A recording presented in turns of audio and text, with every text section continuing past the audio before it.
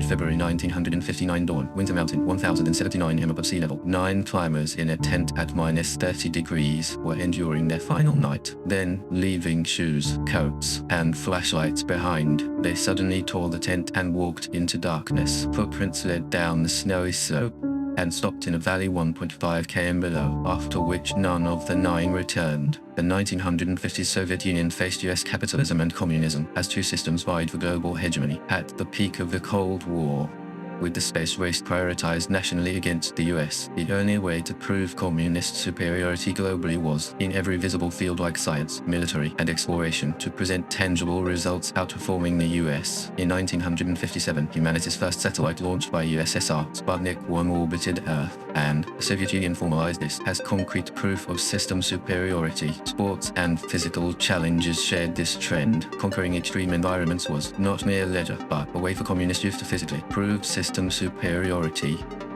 Under this atmosphere, the Soviet Sports Committee operated a climbing certification system, the Grade Roman 3 certification, the highest difficulty, classified difficulty by route harshness and weather. In its system, in designated extreme environments, prescribed distance and altitude must be cleared to receive the certification. Like northern Urals in winter, high-risk routes with extreme cold and storms must be completed and returned within a set period. Grade Roman 3 was the official baseline for Soviet mountain elite, and without the certification, joining national climbing activities was structurally impossible. In winter 1959, Igor Dyatlov of Ural Polytechnic Institute Climbing Club organized an expedition to gain Grade Roman 3 certification. The goal was a winter traverse to Mount Ototin in northern Urals, a limited 16 days and roughly 300 km itinerary, cleared administrative approval from Sverdlovsk Sports Authority. The starting point was set at Vizhai village, passing through Mount Ototin. It was a round-trip traverse back to Vizhai. The expedition members totaled 10 people. The team leader was Igor Dyatlov, a radio engineering student and an experienced climber who completed high-risk winter ascents. This expedition was the final step for Grade Roman 3 certification. Other members also held similar qualifications. The oldest, Semyon Solotaryov, a WW2 veteran who would record diaries and weather, Lyudmila Dubinina and Zinaida Kolmogorova, geology major Nikolai Fybok-Srednol, who worked at a Moscow nuclear facility, Alexander Kolvatov and Yuri Krivonishenko, Yuri Doroshenko, leading fieldwork and firewood gathering, Rustam Slobodin, maintaining survival gear as a mechanic, and Yuri Yudin, the initial route planner who dropped out and survived, had joined. All 10 previously held multiple high-risk winter climbing records. Being university students or graduates, the Northern Urals winter expedition was predictable, and the progress was continuing without anomaly. On January 23, 1959, at Sverdlovsk railway station, the 10-member expedition boarded a northbound train, transferring between trains and trucks. The itinerary moved toward Urals. An anomaly occurred during movement. Member Yuri Yudin's chronic enteritis and arthritis symptoms worsened again. On January 25, the expedition reached Vizhai, the last settlement toward northern Urals. 2 days later, they reached the second northern geological village.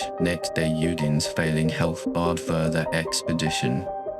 Eventually, he abandoned the climb and descended alone, restructuring the expedition into 9. Yudin assisted reading maps, compasses, and path identification in the team, as the original task structure adjusted to 9 people. Heavy gear like shared tents and axes were redistributed to remaining members. This was considered manageable within a certain range, with the Dyatlov expedition accepting it as a challenge. The 9 decided to push forward. After leaving the second northern village, they entered mountains completely cut off from settlements. From that point, the members' tracks were verifiable only through their photos and diaries. This meant until the planned February 12 return date, they entered untamed mountains beyond external help. Ну так я же это шел как бы еще мог идти, а потом это вот это состояние, да, у меня голова-то нормальная, это все нормальное, температура нормальная, а по твердой дороге идти это нормально, идешь по ровному месту, а потом процесс шел, но я думаю, что пройдет. Нет, лыжи-то наши везли на лошадь, а я, значит, с ним сел, он меня на лошадь посадил, а мне стало холодно, там невозможно это все. Ну вот пошел, сказал, что тихо ехал он, под меня это дожидался. Ты вам приказал, либо не пойдешь. такое?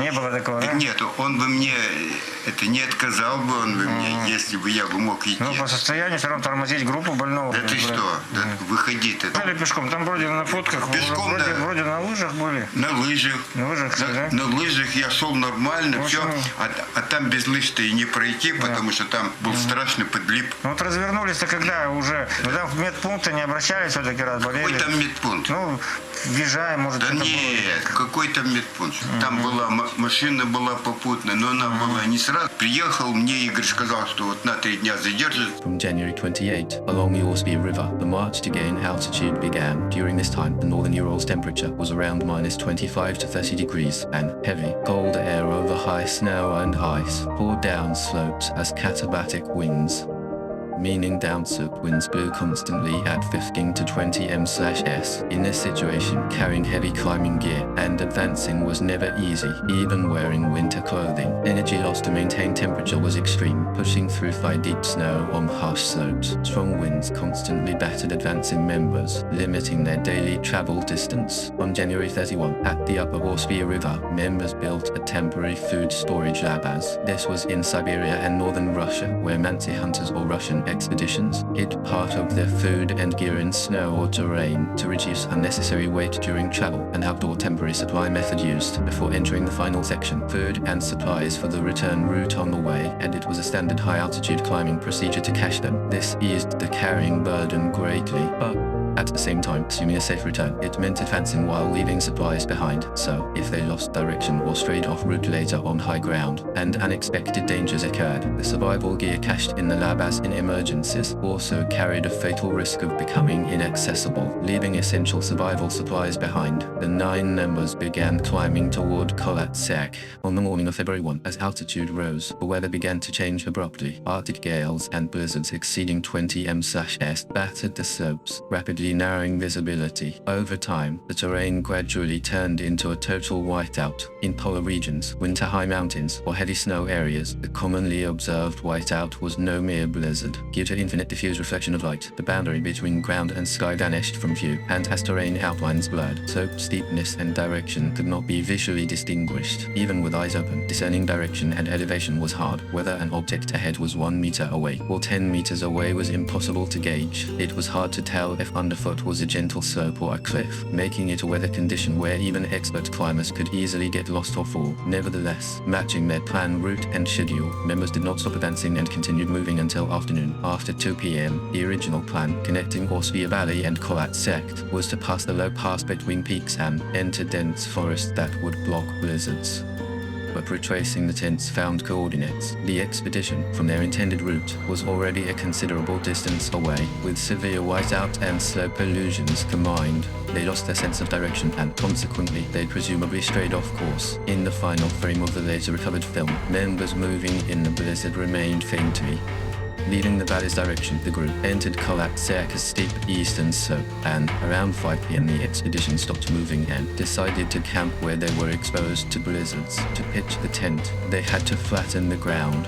Members dug snow under the slope with shovels and knives for the tent. In the urgent situation where the blizzard raged, they barely finished pitching the tent and went inside. The 9 members, taking off and arranging winter coats and shoes, prepared dinner, warmed up, and then left their last journal entry that evening, ending the day. This place, meaning Mountain of the Dead in Nancy, was notorious for strong winds and blizzards. The members' original plan by February 12 was to return to Bishai village, but there was no contact from the team even days later. Anxiety of families and colleagues grew, and finally, at the family's request, Soviet military police and a large search party with college colleagues was organized. On February 26, after long searching, the tent was found on Kholat-Syakh's slope. Inside the tent, their belongings like fur coats, boots, and survival gear like food remained intact, but the members themselves were not found. Clues emerged from the tent. Though the entrance zipper was closed, the tent side and back were torn. On the snow around the tent, members' footprints remained. Bare feet, socks, and shoes were mixed, only belonging to the 9. The footprints led side by side along the slope, continuing into the forest about 1.5 km below. Following footprints, the search party at the forest edge found bodies of Yuri Krivonishenko and Yuri Doroshenko. It was confirmed they tried to light a campfire near trees. In the section between the tent and campfire, Zinaida Kolmogorova, Rustam Slobodin, Igor Dyatlov, 3 more bodies were found.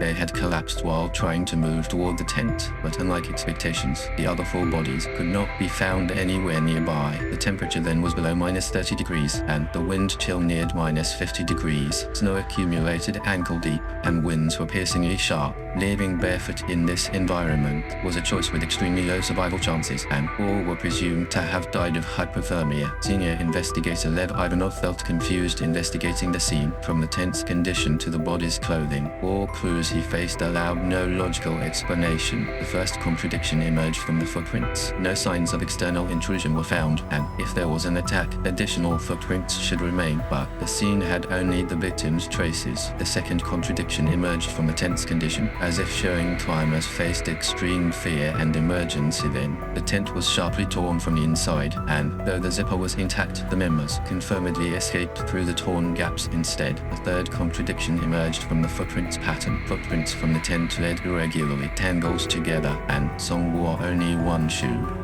The traces gradually faded after a certain section, and the rescue team tracked the route along remaining traces and terrain. The attempt to light a fire near trees at the forest edge, maintaining a flame in the -30-degree blizzard, was nearly impossible physically, so the fire was already mostly out. Traces of someone climbing up to about 5 m remained on tree trunks. These broken branch marks and skin tissue scraped on bark, as they, in the whiteout, seemed to try to locate the tent. After that point, the 9's movements led in different directions, and they were later found in different sections. Krivonishenko and Doroshenko, in underwear with torn fingernails, remained around the tree, and those who went back up the slope from tree to tent. Dyatlov, Slobodin, Kolmogorova, the 3 stopped at different points. Dyatlov was roughly 300 m from the tree, Slobodin 480 m, and Kolmogorova was found around 650 m in turn, whose body functions dropped sharply during hypothermia's end stage, and all 3, in their moving posture, collapsed and froze toward the tent, and the other 4 bodies, unfound then, including Dubinina, were located months later, deep in the ravine about 75 m from the tree. Unlike the remaining peaceful records, the scene changed inexplicably just hours later. Initial hypotheses on this began to emerge. The first was the Mansi attack theory. Kovatsek was considered sacred by the Mansi, and they speculated climbers broke taboos and faced retaliation, but the Mansi were historically perceived as peaceful natives, and forensic investigation found no signs of external blows or weapons. The second was the wild animal attack theory. The possibility of bears or wolves attacking the tent was raised, but as revealed by the field investigation then around the tent, no animal tracks, droppings, or fur were found at all, and no bite marks were verified on the bodies. The third was a massive avalanche. An avalanche hit the tent during sleep, so the climbers fled in haste, they claimed, but the slope where the tent was installed was relatively gentle for an avalanche to occur, and no signs of an avalanche were found anywhere nearby. Also, if a massive avalanche had occurred, the tent should have been buried completely out of sight, but with only part of it buried in reality. The claim lacked credibility. The fourth was the Soviet military test theory. The Urals were near Soviet military testing grounds, as the Cold War between the US and USSR was in full swing. This claim sparked immense controversy. Local residents testified that in the sky on the day, they witnessed orange flashes and loud roars. Some experts thus, missile or secret weapon tests, with climbers near the area then, raised the possibility of driving them into crisis. However, the local residents' testimonies were excluded from the official investigation file. Soviet authorities officially denied military test possibilities. Ivanov, the field investigator then, in the final report, is known to have left a compelling unknown force. This revealed his confusion and limits then. With no clear cause identified, the case remained unsolved. Part of the case file was classified as secret, and the scene was restricted to the public for years. These measures fueled suspicions that authorities were hiding something from the public further. In 1950s Cold War Soviet society, information control and concealment were rampant. Under the policy prioritizing national security, truth was often hidden. The case's information control and record classification were not unrelated to this context, as controversy continued with controlled data and unknown causes. Months later, the other 4 remaining bodies appeared. Their discovery brought the case into a new phase. On May 4, 1959, as snow melted, the last 4 bodies appeared.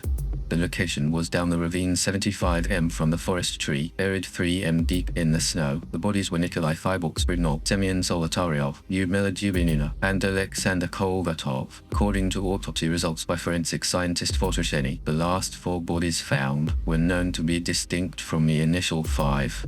Unlike previous bodies where freezing in severe cold dominated, severe internal injuries from physical impact were verified in them. In Sverdlovsk's skull, severe fractures including the temporal bone with damage to part of the brain tissue was verified, and Zolotaryov was found with fractured sternum and ribs. Multiple rib fractures were found in Dubinina's case too, and in tissues around the heart from detailed autopsy. Severe signs of bleeding were observed. Forensic scientist Fotosheny, in the report, wrote, "Such damage was caused by extremely strong pressure, but in the skin and surrounding tissues, clear signs of external blows to explain this damage were not found," adding an unusual opinion. This was a clear contradiction forensically, with no signs of external blows. Only internal bones were severely broken. The fracture pattern matched a blunt force blow or a fall from a height, but the skin tissue wrapping it meant it was intact without wounds. The bodies found down the ravine left inexplicable signs besides the internal injuries, especially Dubinina's body lacked a tongue and part of oral tissues was missing when found, and the facial area was reported severely damaged. To this, investigators noted that as buried bodies met spring, they could be damaged by animals like small mammals or birds, or due to severe hypothermia or long burial, vulnerable tissues might necrotize and decay first, offering 2 hypotheses, but the cloth piece wrapped around Dubinina's neck was presumed a living attempt to treat trauma, and Krivonishenko's, found near the bonfire before finger joints being severed, added to this. Simple animal attack or post-mortem necrosis hypotheses clashed. The 4 in the ravine then cut the dead peer's clothes with a knife to wear, which was verified under the tree 3 months ago. When finding Krivonishenko and Doroshenko, parts were recovered cut with a knife. Part cut was wrapped on Dubinina's feet, and the remaining part Kolvatov wore. Also, Dubinina wore Zolotaryov's fur coat too, around the point where they stayed, by gathering branches and clothes, flattening the ground. Signs of trying to build a shelter were found, but the structure remained unfinished. Kolvatov, found during recovery, froze holding Zolotaryov's back from behind. The 4 down the ravine finally, due to cold and severe internal injuries, were recorded dead at the scene. New records were added during the investigation from some bodies and clothes. Beta particles, a type of radiation, were detected, especially from Krivonishenko's and Kolvatov's clothes. The highest levels were verified. The skin of some bodies, witness statements followed that it was discolored orange or brown. This feature suggested radiation exposure or chemical contact possibility. This radiation detection, skin discoloration, and inexplicable severe internal injuries gained focus again, adding credibility to the military test hypothesis. Some researchers raised testing possibilities of vacuum or thermobaric bombs by generating strong pressure waves with consistent traits destroying only internal organs without trauma, matched the strange signs on the bodies. But counter-hypotheses to this also were raised based on concrete evidence for detected radiation. Some hikers had history working in radioactive material facilities, pointing out the exposure timing causal link is unclear. Skin discoloration was also explained differently. Chemical changes from long post-mortem burial in snow or due to severe frostbite. Natural post-mortem phenomenon possibilities were additionally offered. The decisive military test contradiction was the scene signs. If thermobaric weapons or explosives were used, shockwave signs should remain on terrain or tent debris, but searchers found no signs related to explosions. The 4 bodies found later, showing different patterns from the initial 5 bodies, and the scene centering on signs confirmed in the 4 bodies down the ravine, left new questions. The first possibility was the discovery point's terrain features, while 4 bodies were found inside a deep snow pit down the ravine. The initial 5 were located on a relatively flat slope. Due to this, as a large snow mass rolled down the ravine, the possibility of hitting only the 4 was raised. The second possibility was the difference in death timing, not discovery order. The 4 might might have survived longer than other victims, and in the process of building a temporary shelter and enduring in sub-zero temps, experiencing an additional accident. It was presumed they suffered severe internal injuries. The event went beyond a simple distress accident category and began to clash with the Soviet authorities' control system. The investigation files classified secret, the foreclosure of the scene, and the agency's vague conclusion of an unknown compelling force became the background for ongoing military cover-up suspicions due to the public's continuous demands for the truth. Over 60 years after the incident, the Prosecutor General's Office of the Russian Federation began a reinvestigation in 2019 and officially announced in July 2020 concluding the case as an avalanche. In January 2021, the following year, a joint research team from EPFL and ETH Zurich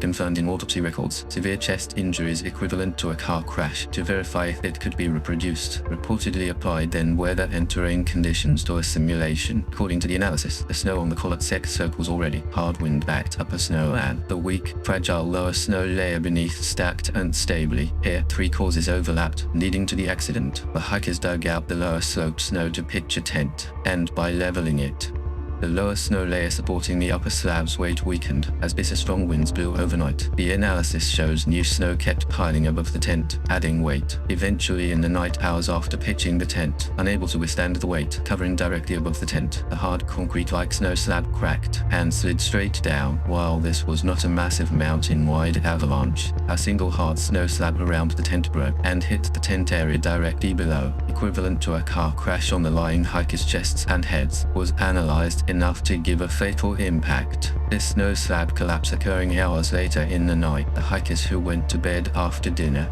defenselessly during sleep without knowing why, chose the possibility of being impacted as tremendous snow mass pressure suddenly hit while asleep.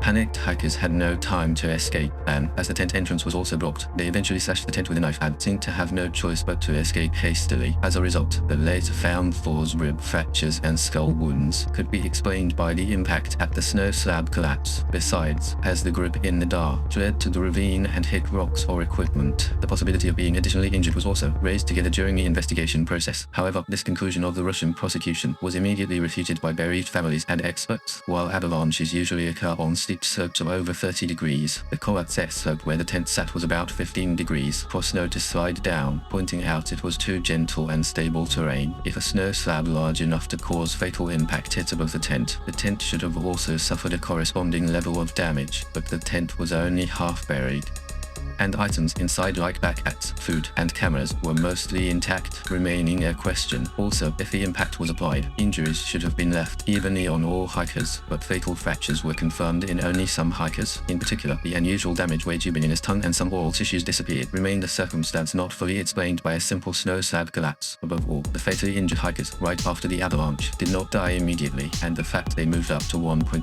km away mid a fire and endured that they even after the avalanche survived and acted for a considerable time clashes with the existing causal relationship. In these various circumstances, the families did not accept the government's avalanche conclusion after 60 years. Suspicions that a greater truth might be hidden did not subside. Experts also pointed out that the Swiss team's simulation was based on ideal conditions inside the computer. Actual blizzard patterns, snow density, and fine terrain variables were not fully reflected.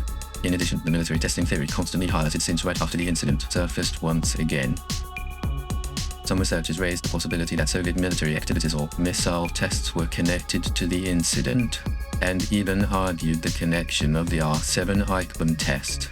This was that the orange lights and roar in the sky, testified by local residents at the time, occurred during the missile testing process, and the blast and shockwaves generated then put the hikers into extreme panic and caused external injuries. The Russian government officially denied this military connection, but the fact that some documents related to the incident are still classified as confidential amplified the suspicions. The state's official announcement and private empirical suspicions still sharply clashed. However, apart from these debates, medical analysis to explain the tracks left on the site also followed. In addition to the avalanche analysis to explain the strange traces remaining on the site, the presented medical analysis is as follows. The phenomenon where Krivonishenko and Doroshenko were found in only underwear at the search was the paradoxical undressing phenomenon occurring in late severe hypothermia. This means when human body temperature drops to a dangerous level to temporarily protect major organs, it constricts blood vessels in limbs, but when reaching the limit situation right before freezing to death, as this regulatory function collapses, the closed blood vessels suddenly open. In this process, as warm internal blood rapidly spreads throughout the body. In the freezing cold, the patient rather feels as if the body is burning, falling into a paradoxical illusion of feeling intense heat. Eventually, in extreme mental confusion, they take off clothes themselves, accelerating death,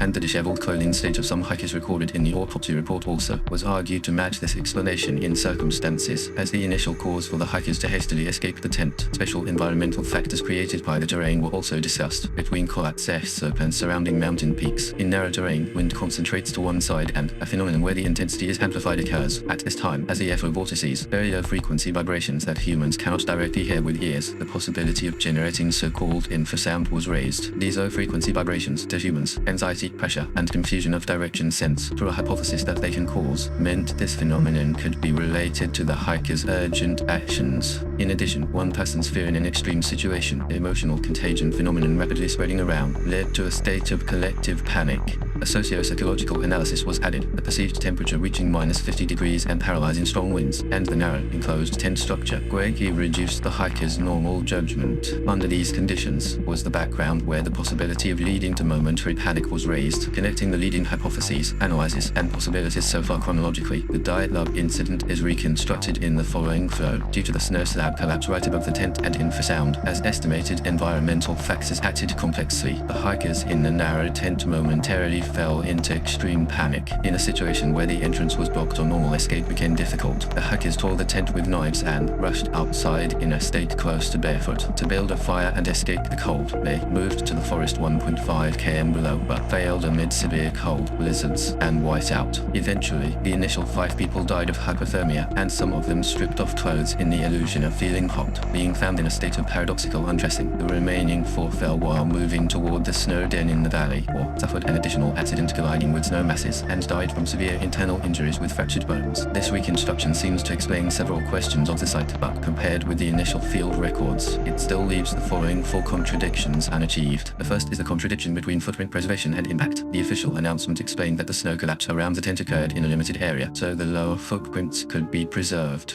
However, if a strong physical impact had acted, questions were raised that it would be difficult for footprints to be intactly preserved. The second is the absence of avalanche traces. Because the site was discovered 25 days after the incident, there is a possibility that some traces disappeared, but ski poles supporting the tent also remained in the snow without damage. And above all, the initial searchers on the site to support an avalanche are told not to have confirmed clear traces. Accordingly, questions were raised about the credibility of the avalanche hypothesis. Third is the behaviors after fractures, with some hikers suffering fatal injuries such as ribs and skull fractures. They tore the tent and moved 1.5 kilometers down the slope, and performed complex survival activities like attempting to build a temporary shelter, was not sufficiently explained by existing hypotheses alone. Fourth is radiation detection and information control. Radiation detected on some clothing of Krivonischenko and Kolvatov. Failure to draw clear conclusions from Russia's Reinvestigation and Swiss analysis. Soviet authorities' classification of files and long-term site closure left doubts unresolved for a long time. Lastly, regarding the cause of Jubinina's missing tongue and oral tissues, it was left as a mystery. Theories like animal damage, decomposition, and trauma, various hypotheses raised, failed to provide decisive evidence. Yudin, the only survivor, regarding the mysterious deaths of his colleagues, tracked the truth throughout his life, but failed to confirm the answer in the end. Passed away in 2013. On the slope of Kolatsak, only the torn tent and descending footprints remained, though many explanations piled up on traces for over 60 years. Questions from the initial records were never fully resolved, and humans, even now not where explanations end, are climbing the same mountain toward where explanations stop.